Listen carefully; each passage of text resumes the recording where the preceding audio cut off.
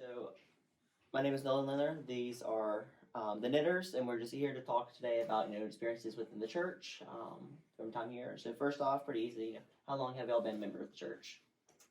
Well, we moved here to Augusta in 2015, so 1 year later. So in about July, actually it was in November. It's Reformation Sunday. Yeah, Reformation Sunday, that's right. So in 2016. Gotcha. So Yeah. right about almost 5 years. Yep. Mm-hmm. Gotcha. And how did y'all become members? Were somebody invite y'all or something like that? Well, we were kind of looking around Lutheran churches in general, and of course, by luck, we showed up at Reformation Sunday here, and there was an overwhelmingly amazing music program that they were like, is it like this every Sunday here? We were pretty impressed. Okay. So anyway, that really brought us back. Yeah. And there's one little caveat to that. We were at a brand new Rotary event at the end of year party, and Rhett Harbison and Jimmy Buchanan were in that Rotary group, Augusta West, and we were talking about being Lutheran. I said, hey, you should come to our church. And so between that and we were just looking for a new church, that was kind of the triggers to go to the Red Door Church. Awesome. And to Jimmy's credit, he said the pastor was pretty good. All right, so as relatively new members, what are some things that attracted y'all to church? I know you said music and stuff like that. So what are some other things that kind of attracted y'all to here? Okay, so music, that Reformation Sunday was amazing. Absolutely. And so that was the first draw. Second was the people. All of a sudden we had Tina Dunn and Monica, losing my mind on her last name, but they were very open and welcoming with greeting us at the door. And it was 2 days later that we got brownies at our house. Oh, yeah. That was also a deal sealer there. Oh, yeah. Deal sealer. Mhm. Absolutely. All right, so what activities do y'all participate in here at church? Gosh. So Sunday, obviously, Sunday school a little bit, more Kelly than me. Choir, certainly participate in the adult choir. Haven't done bells. I've done bells. She's done bells. Done bells, yes. Ushering. Usher, you're an usher. Sunday school teacher. Served on the council for a few years. Yeah. Wednesday nights, it's all about the meatloaf. Oh, But yeah. I love those Wednesday night dinners, and choir practice follows just logically. Some of the variety shows. Oh, yeah. Some of the just the Yeah. fun events that we get Barbara Green or somebody involved. It's going to be crazy. That's gonna be fun. It's all about the unknown. Barbara is an unknown. Oh, a wild yeah. card. So that's the kind of thing we enjoy. Yep, I'm on the Lee Tuvino cooking team. Oh, yeah. And also I was asked to be the co-chair for the new fellowship hall build. Right, so this will be a little bit more of a difficult one, but if y'all could pick a favorite memory here at the church. Favorite memory? Memory, so either individual or together for y'all. I thought you said member. I was going to pick you. Okay. Just work it. Favorite memory for me, it would be probably a Christmas Eve service and the music.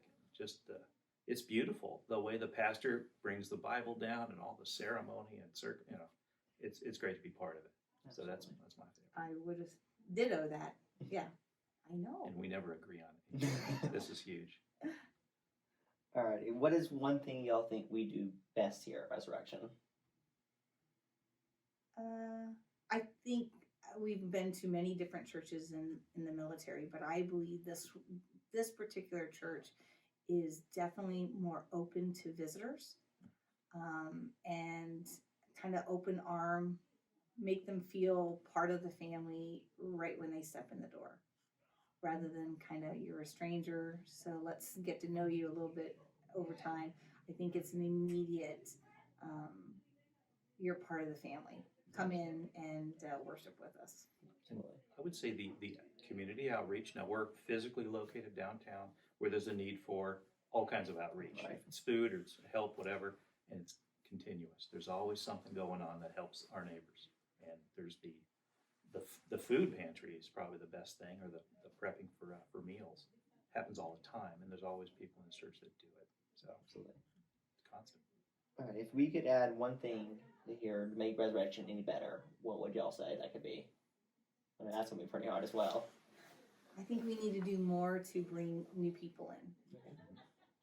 If churches can fall apart if we don't make that as a focus, I think offering up, kind of just promoting it of what our Sunday schools are all about and how we get out into the community.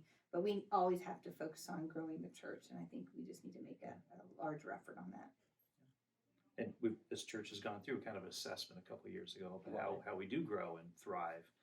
And just got to follow up on what we said was right. And it is the future, the youth, Right. The children. How do you have a viable Sunday school program or everything that leads you through those confirmation classes and gets a strong, young adult community in here? So this has got to be the cool place to come. Right.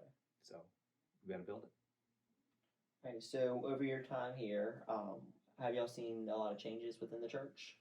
What are some of those changes? Could some of those changes be? Well, COVID. Oh yeah. I mean, for only being part of the church for 5 years, and then we've had a whole almost a year and a half of being COVID, to show that how resilient we are and that we take care of each other. And I think that's probably been the biggest in our short time that we've been here. Mm-hmm. I did like the fundraising for the new church. That was a very good effort. Our associate pastor or assistant pastor, that process was wonderful, and I thought the church came together around her. And it didn't work out, but we need to do it again and get a new assistant pastor in here. Absolutely. Alrighty, so how do y'all see the church changing in the future? Where do we go from here? I think we need to continue on with our social media, online viewing for our services. I think that's going to be a connector to the younger generation.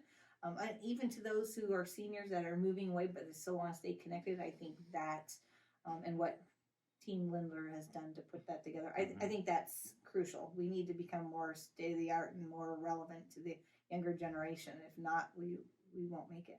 Absolutely. And what I like about the Lutheran Church in general are the traditional services. Even these old hymns used to be contemporary hymns, right? Oh, yeah. Back in the day, 500 years ago. But we like to keep our traditions, but then again, we got to be relevant to the new folks without losing our traditions. So there's a balance. I'm not a big social media person, but it has a place. Right. And but yeah, keep us grounded.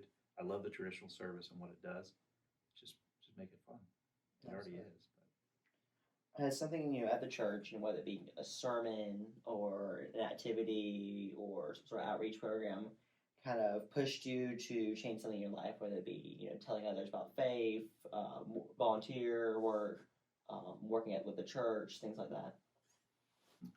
I think getting involved in the community outreach had a meaningful impact on me, of going down to the master's table and serving and trying to give back. I think that was probably most touching to my heart, and it started me to do more in the community. Right.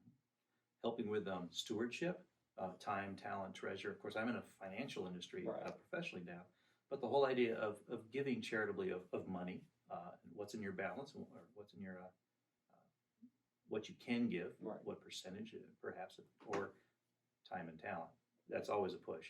How could you help Sunday school teachers? How can you help in the kitchen, whatever it takes? But there's so many skills out here.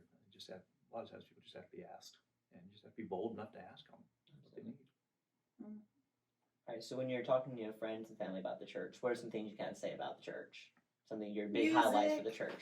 Music, absolutely. Sandra organist is amazing. The choir is great. Bell choir is amazing as well. And so, if you have that musical vibe inside, this is the church to come to.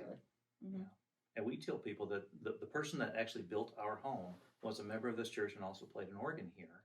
And there were concerts at our house. Sandra actually was like a 19-year-old or something, and she performed in our house. So there's all this history, and some of the elder ladies used to be girls running around our house. So it's just all this tie-in.